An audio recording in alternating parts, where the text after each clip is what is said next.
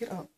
I'm staying down here. You cannot stay down there. You are all posturized. No, I'm not. I'm just sitting here. Look, I'm with chilling. our floral pillow in the background. You got like 3 or 4 pillows on your back. I have 2 pillows.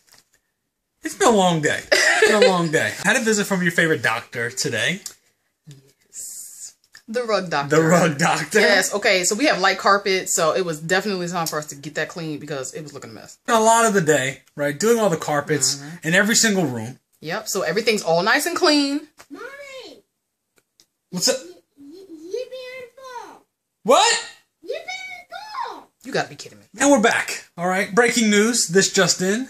Leo peed on the floor. Okay. Leo peed on the floor after we cleaned the entire house. And this is the frustrated face. Not many of you have seen this. This is the frustrated face of Natural Me 4C. Like, she can't contain it. I can't. She's, Okay. she's so jolly. Jolly. You're jolly. You are. So yeah, lo and behold, Leo decides to pee on the floor after we've already taken the rug doctor back. It's a good transition. Lo and behold. Nice. Okay. Lo and behold. I'm trying to be upset right now, okay? I can tell. It's alright though. You know what? It's life though. It's just, you know, little things are gonna happen. They're gonna give you little bumps in the road. If you take it on with a smile and a good jolly attitude, I can't believe things won't be that bad. You wasn't the one down there cleaning up what he just did. I mean, I would have, but you know. We looked at each other and there was like this secret agreement that was like, yeah, you know what? What secret agreement? Listen, I was like, you got that. All right, I had a feeling that I've been rug doctoring all day, and that you could get down there and you'd have good follow through and you'd get it all back up.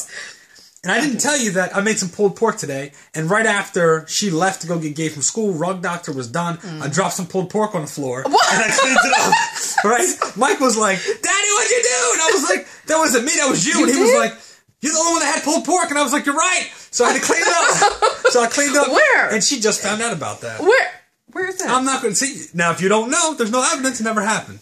I'm not going to be upset with him. Why are you always copying what I'm wearing?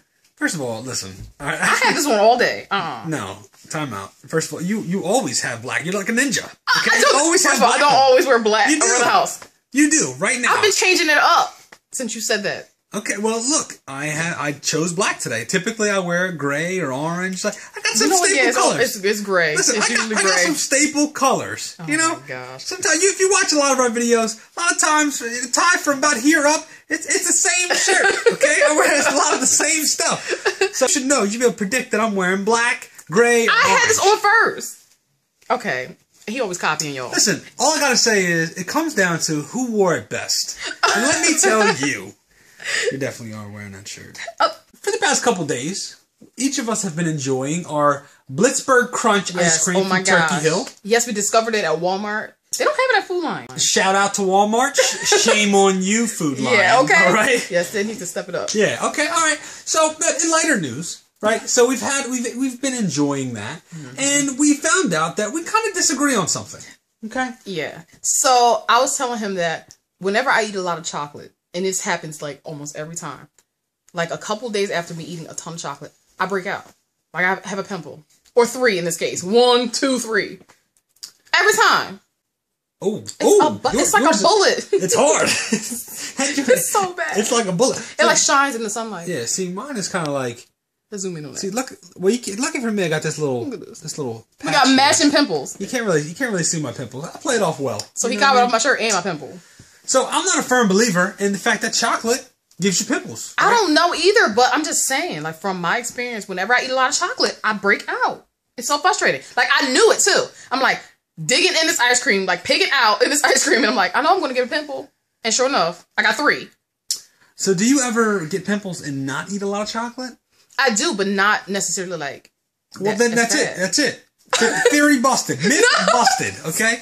Look, I've gotten pimples when I've had chocolate-free evenings. I've had chocolate-free months, okay? And I still have gotten pimples. So for me, I know. But these ones, like the chocolate ones, are the worst. Like they... This is really nasty. But they like okay, pop. all right. Well, if it's really nasty, we don't need to inform everybody. No. A little aggressive. So nasty. It's a little aggressive. See, now mine aren't like that. So again, this is the reason I'm saying. Mine, because you don't have a chocolate pimple. Just, well, I've eaten more ice cream than you, okay? And it's just it's a little subtle. What else is frustrating? When I get pimples, I scar for life. When he gets pimples, it's healed in like 3 days. All right. So unfair. That's not true. I That wouldn't is say so I wouldn't true. say you scar for life. I have scars from like when I was like 15. Well, I mean, the long time ago. Maybelline Fit Me is working well. I don't use that. I don't use that. Okay, all right. The CoverGirl. I don't use that either. Okay. Revlon. All right, so this week Gabe had a project due, actually on Monday. So he had to do like a timeline. Yeah. Timeline. A timeline, you know. He had to Easy first grade project. it was a simple project. We had to get, you know, some of his baby pictures and stuff like that put together. You know, not too hard. It was emotional.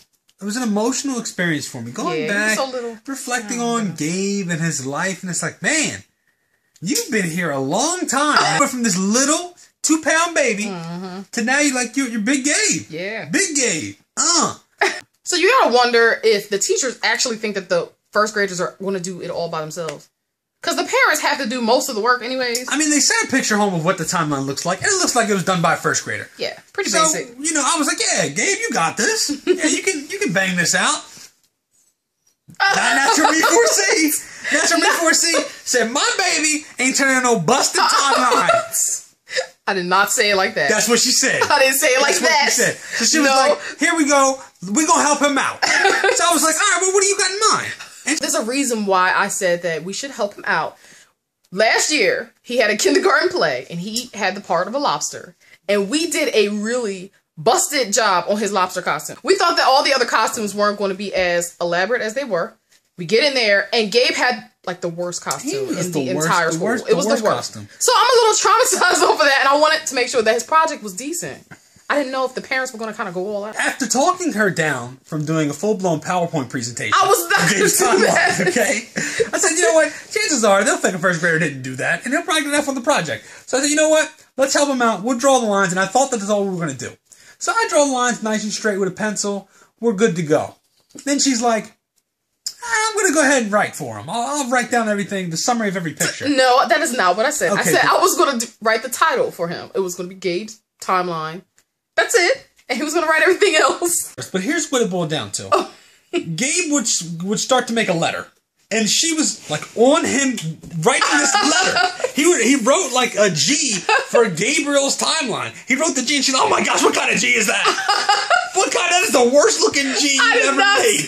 Why are you carving into the paper? I did not say that. And then you said, we're not keeping that. We're erasing this. And we erased the whole thing. So Gabe's tooth is gone. Finally, the front one is out. It's out. It's out. It's a milestone in every young man's life. Every young person. I'm not going to keep the ladies out. You know, the ladies too. You lose your front tooth, it's a big deal. All right. So basically, here's how it happened. I was at work. All right. I wasn't here, but I heard the story from both parties, Gabe and Mike. All right. Now, supposedly, they were playing around. All of a sudden, Mike charges at Gabe and headbutts him in the tooth. And just that one tooth hit him with a killer headbutt. Had to get the Ninja Turtle stuff. All right, don't you dare blame the combat here. We've only had that for less than a week. All right, it's been less than In a less week. than a week, we already have missing teeth. What's next? I mean, that tooth was loose to begin with. It was. But he had to hit him pretty hard to But he didn't actually hit it, knock it out. He didn't hit him with a ninja star. And I've been paying attention because Gabe has been saying, excuse me, everybody, every time he's about to throw a ninja star. All right? It didn't happen with a sai or a sword. Okay. It happened with a head. Yeah. He's had his head forever. Yeah, so after Mikey headbutts Gabe's crying, I go over and his tooth, it was knocked out for the most part, but it was still kind of like hanging a little bit at the root. Yeah. It was Yeah. nasty. And I talked to Gabe, and Gabe told me that you told him, you're going to have to get that because I'm not touching that. No. Okay. All right. So it was pretty bad, and I was saying that Gabe was going to have to pluck it out himself because I didn't want to hurt him. I said I can't do it. I said I can't do it, Gabe. You're going to have to take it out. I don't want to hurt you. That's what I kept telling him. Okay, well that's not what he told What me. did he tell you? He told me that you said you're on your own. I did not say that. I'm not touching that tooth. I did not say that.